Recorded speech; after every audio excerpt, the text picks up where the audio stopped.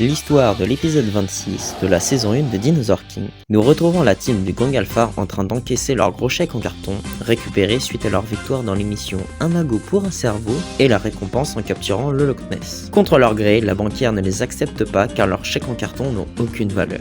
De retour chez eux, le Dr Z est furieux d'apprendre cette nouvelle et il les traite d'incapables. Helga surgit et leur fait manger de la soupe aux cailloux. Leur argent s'amenuise et ils doivent faire des économies et ça commence par la nourriture. Nous retrouvons notre D-Team dans un centre-ville avec Max qui dépense son argent un peu trop inutilement. Ils se font interrompre par 4 personnes qui viennent de vandaliser une banque.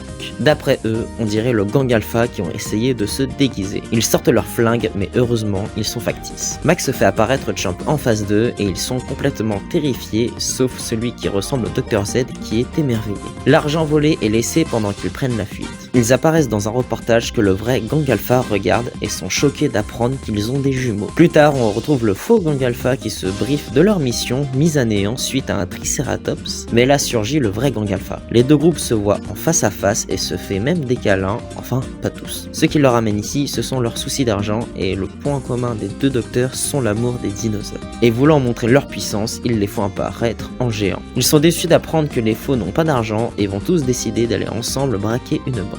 La D-Team ont aperçu l'apparition furtive des dinos sur leur dinopod et ils pensent que c'est ceux du Gang Alpha. En parlant d'eux, ils vont à Las Vegas et des tensions commencent déjà entre eux et on apprend que chacun des groupes ont un plan pour fumer l'autre. Le faux Gang Alpha leur passe des vêtements et des armes en échange de leurs cartes. L'accord accepté, le deuxième docteur dévoile Terry mais en miniature. Après cet échec, le vrai docteur utilise son arme mais elle est factice. Énervé, il reprend le scanner alpha et fait apparaître cette fois-ci grandeur nature Terry, faisant fuir tous les gardes. La D-Team ne perd pas de temps suite à l'apparition de Terry et apparaissent devant la banque.